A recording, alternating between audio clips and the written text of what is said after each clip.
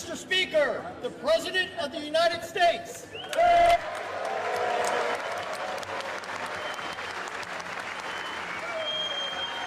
I say tonight, members of Congress, the state of our union is strong.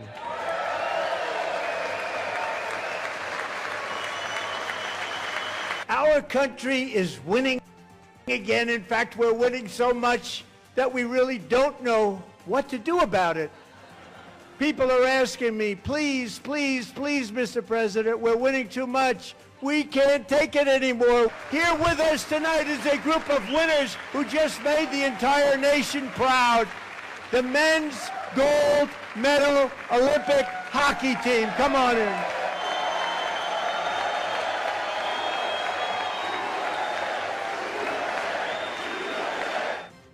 I used these tariffs, took in hundreds of billions of dollars to make great deals for our country, both economically and on a national security basis. Everything was working well, and then just 4 days ago, an unfortunate ruling from the United States Supreme Court, it just came down. It came down. Very unfortunate ruling. But the good news is that almost all countries and corporations want to keep the deal that they already made. If you agree with this statement, then stand up and show your support. The first duty of the American government is to protect American citizens, not illegal aliens.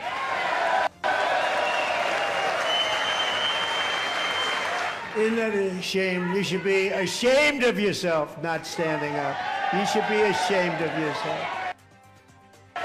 That is why I'm also asking you to end deadly sanctuary cities that protect the criminals and enact serious penalties for public officials who block the removal of criminal aliens.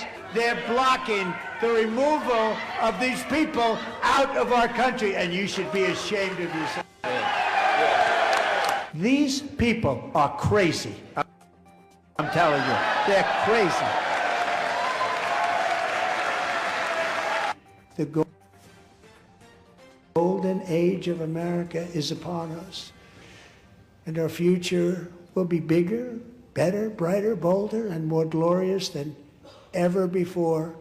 Thank you, God bless you, and God bless America.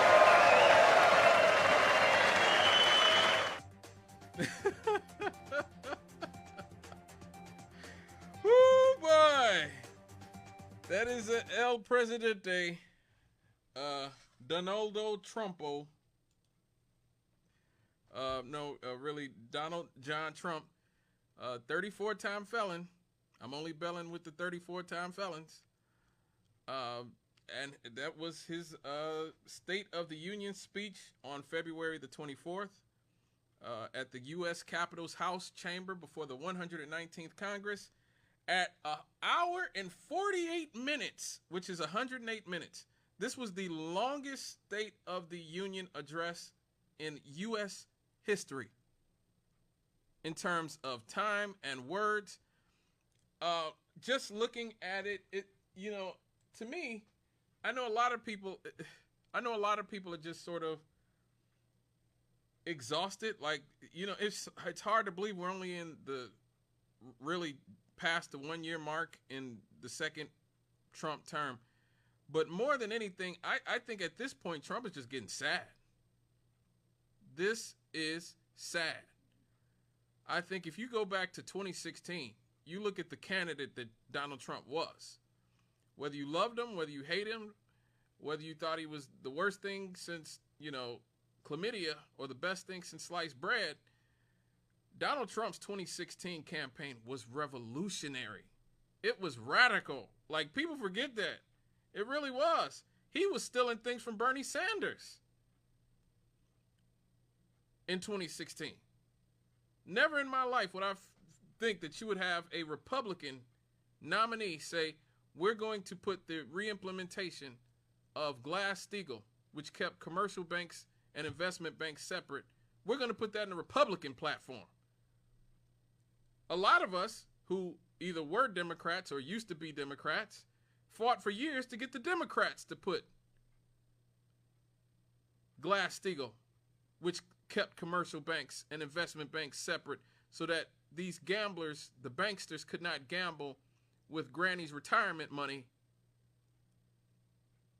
back in the Democratic Party's platform. He came out, he, at least at some point, pretended to be anti-war. He called George W. Bush a liar to his face. Remember that. In front of his brother. I mean, like, the level of just disrespect and disregard that he had for the Bush family, for Marco Rubio, for Ted Cruz. He talked about Ted Cruz's wife. He implied that his father might have assassinated Kennedy. Like, that was Trump in 2016, again, love him or hate him, he was a ride. He was like a roller coaster. And now what we're hearing is just a rambling old man who is rapidly deteriorating in front of all of our eyes. He just rants, he just rambles, he just goes on and on. He's arrogant and narcissistic and defiant, and he's always been those things, but now when you mix that with somebody who is obviously deteriorating, obviously, hell, I got a lot of crap talking about Joe Biden on this show when he was deteriorating, and I used to talk about it all the time. Now we are seeing Donald Trump deteriorating. And this is why I've said I think he's going to die this year. That was one of my predictions for the year 2026, was that I don't believe Donald Trump is going to make it through the end of this year.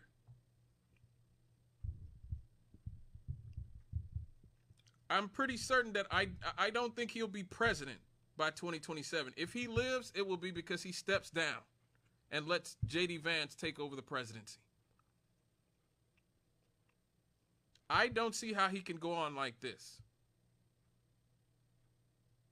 Because the Donald Trump from 2016, even 2020, is gone.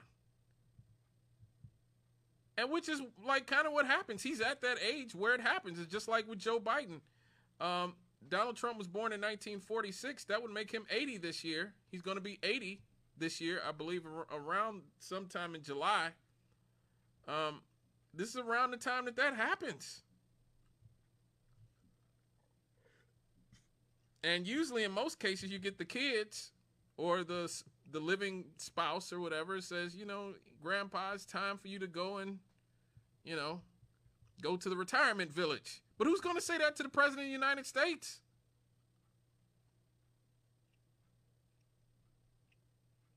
The guy is gone.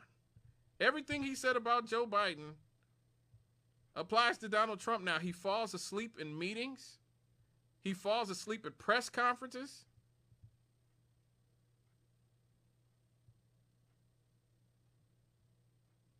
He's always bruised somewhere, so he's either falling down a lot or he's being, something's happening. He's got some sort of blood clotting disorder or something. And the real scary thing is that the people around him, the younger people around him, are completely lacking any,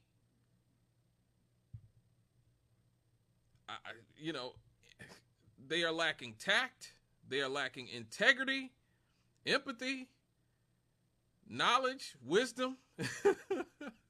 They are lacking virtually everything. The only thing he has around him is really a clown car, a clown cabinet full of degenerates and psychopaths and sociopaths, and it just people who will say and do anything to get in a position to power. We know that J.D. Vance has no deeply held beliefs whatsoever. This is a man who just 10 years ago said that he was afraid that Donald Trump could be America's Hitler, and said so much horrible stuff about Donald Trump. Then magically he undergoes some magical conversion, and all of a sudden he's Donald Trump's biggest defender. And like, really? It's much more likely that J.D. Vance just doesn't have any integrity, any morals, any values whatsoever. You have people around him like Stephen Miller, who is one of the most scary human beings living, I believe. A heartless sociopath who, even when you look at videos of him when he was a teenager, is talking about how it might be necessary to torture people. When he was talking about the war on terror. Even when he had hair and was young, Stephen Miller was already a ghoul, a ghoulish individual.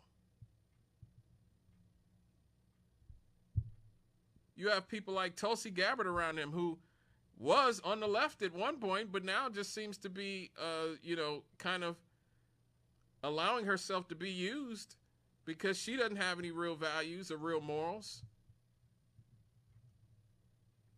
I hate to say it, there was a time that I had a lot of respect for Tulsi. I thought she would have made a great president, but now looking at who she's become, good Lord.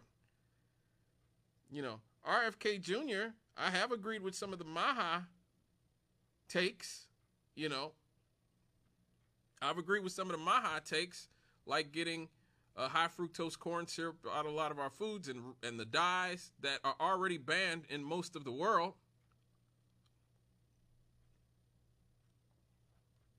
A lot of people don't understand that a lot of stuff that RFK Jr. has advocated about in every other first world country they're already doing, like taking the fluoride out of their water. That's not a controversial stance.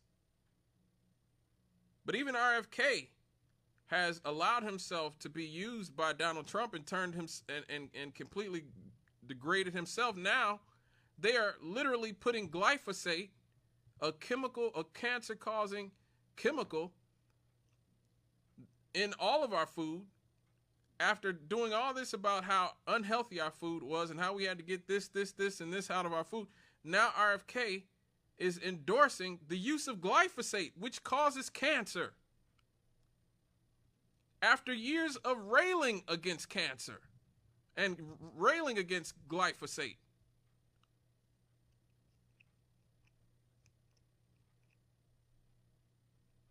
Pete Hegseth literally was a drunken TV show host, a degenerate,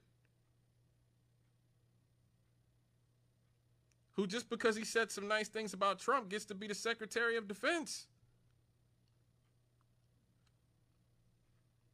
Marco Rubio is a psychotic Miami Cuban gusano who has spent his entire life believing it was his I guess, divine right or divine mission to destabilize all of Latin America and rid Latin America of all the leftist governments that he doesn't like. And he's willing to use the U.S. government and possibly get American soldiers killed in order to satisfy his Miami Cuban gusano cohorts. That's where we are now. That's what we are. The Trump administration is deteriorating just as fast as Donald Trump is himself. And this State of the Union speech was not the show of power and force that he wanted you to believe it is. It was a sad display of a car railing out of control. This was a train derailment. Trump framed the speech as a defense of his first year back in office and as a political rally style message heading into these 2026 midterm elections, which are looking to be a disaster for Donald Trump and his party. He made a lot of claims that were just blatantly false, blatantly bogus, false. Now, don't get me wrong, he's always done this, but the level that he has been dishonest about the outlook economically in this country is, it's just really, I don't know how to describe it.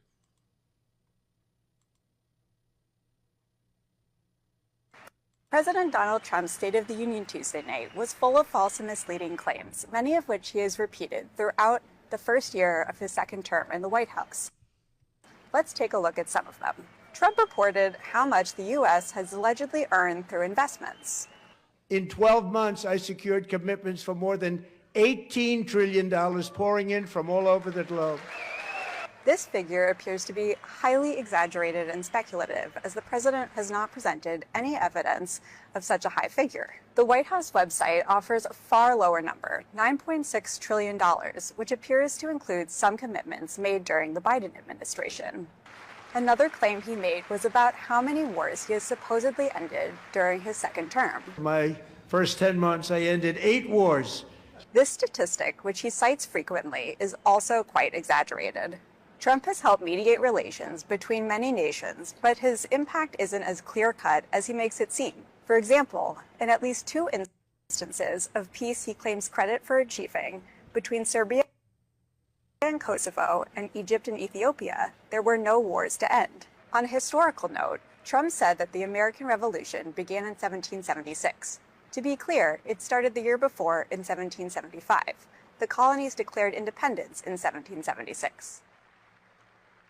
Yeah, I mean, look, when you're in the type of tight spot that Trump is in, there's really no way out for this except for some sort of weird mutually assured destruction. I don't know if that's what's going on. I don't know if they are purposely trying to crash everything. If you actually look at some of the Epstein files, you see Jeffrey Epstein and people like Peter Thiel, who is one of the biggest investors in Palantir, who funds J.D. Vance, who's basically J.D. Vance's money man.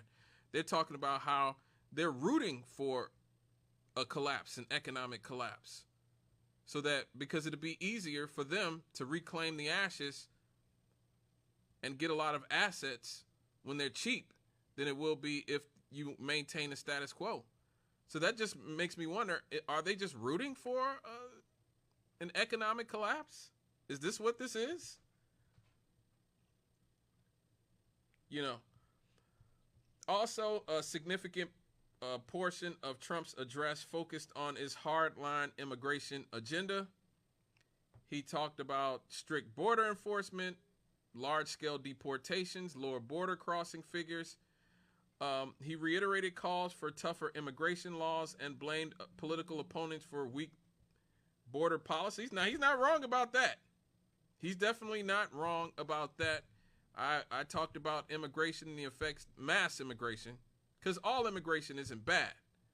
And when you have millions of random people flooding into your country and you don't know who they are and where they're coming from, that is bad. That is absolutely bad. And I knew the Democrats were going to be in trouble in 2024 because they had tens of millions of people flooding into the country. Now, obviously, the corporations like that. The wealthy elites like that. The main goals of mass immigration is to, destabilize the native population, devalue labor, cause chaos in communities, and lessen the economic, political, and cultural power of the native population in general. And so I understood why a lot of people had immigration as such a high agenda. The problem is that a lot of those people are Donald Trump's friends. The people who want to destabilize black communities, working class communities, who want to lower the amount of power, economic, political, and cultural power we have in this country. Those are his donors. Those are his friends. And so what we haven't gotten is a sane political policy. What we've gotten is an insane political policy where Donald Trump has created his own personal kill squad called ICE.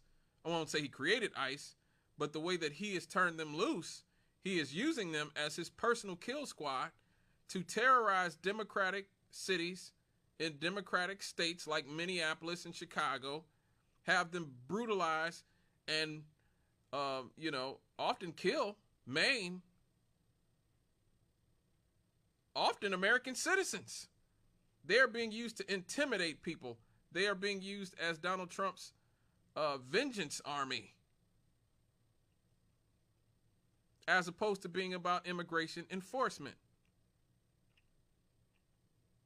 And that's being done on purpose. I just told you guys last week, one of the plans that people like Steve Bannon, who was Donald Trump's advisor during his first term, have talked about is having ICE personally policing, and I'm putting policing up in quotes, folks, policing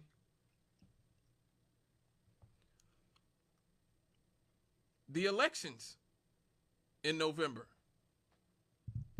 You might have ICE people hanging out at polling places. That is what we're talking about here. That is what we're talking about here.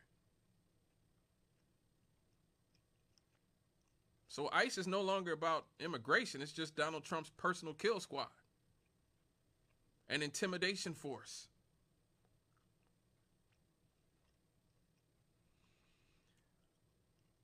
He mostly addressed domestic issues, but he also addressed some international stuff. He talked about national security challenges, including Iran's nuclear ambitions. He's essentially trying to take the focus off of the Epstein files with what he's doing in Iran.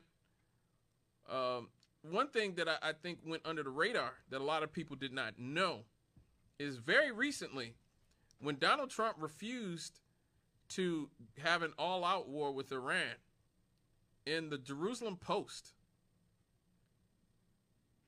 a very prominent member of Israel's government posted, it would be a shame if some more things came out in these Epstein files about Donald Trump.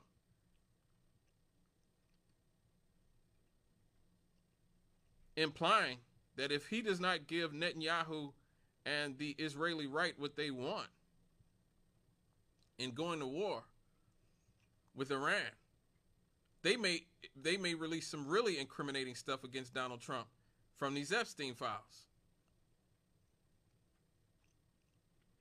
And you also have some Iranian hackers who claim that they have some very incriminating footage of Donald Trump that they will release if he does bomb Iran. So you got to understand, a lot of what Trump is doing is about trying to take the heat off of himself and his friends about the Epstein files. We just found out that his Treasury Secretary, Howard Lutnick, was lying about his relationship with Jeffrey Epstein as well, just like Elon Musk was.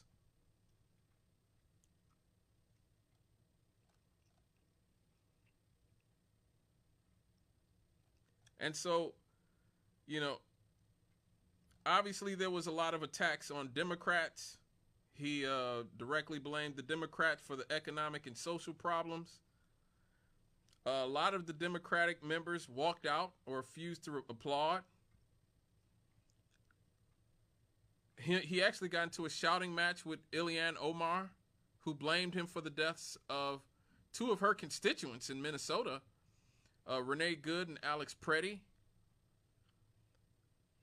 Representative Al Green, or as I like to call him, Representative Al Grits,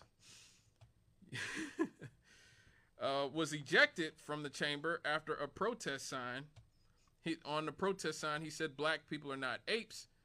It's, more performative nonsense, but still, their response came from outside of the chamber. Newly elected Virginia Governor Abigail Spanberger delivered the official Democratic response, who criticized Trump's economic claims and immigration actions. Now, the thing that was very notable to me, that it was pretty pathetic for the Democrats to have a literal CIA employee, which is what Abigail Spanberger was, give their response. so much of what the base of the Democratic Party wants is a separation from the Democratic Party and the elites. Meanwhile, the establishment of the party keeps holding on to the FBI, to the CIA, to the Epstein class, and refuse to let go. And then they wonder why young people, and so many of us, have completely left the party and don't like them or Donald Trump. This is why. This is a big part of the reason why. A counter event called the People's State of the Union was held by Democrats and activists, emphasizing alternative visions for national priorities. But overall, I think it was just a sad event. I think it was just sad. Go back and watch some of Donald Trump's speeches and clips from 2016 and look at him now. He is a small, pathetic, insecure, weakening old man now. And even people, a lot of people in his own party, a lot of his greatest allies like Marjorie Taylor Greene have abandoned him. So many people who spent almost a decade, some over a decade, defending him with the Epstein files and with a lot of the betrayals have left him now.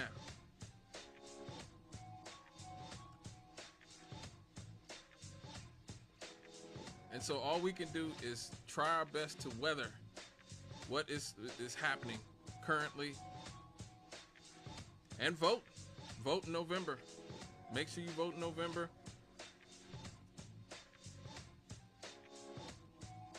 Make sure that they hear your voice. All right, folks, when we get back, the war on drugs, a 50-year failure. Is it time to end it? We'll talk about it when we get back. This is Straight Out of the Cannon with me, Scott Cannon, here on WLTH 1370 AM. Where did you go, Janet? Where did you go?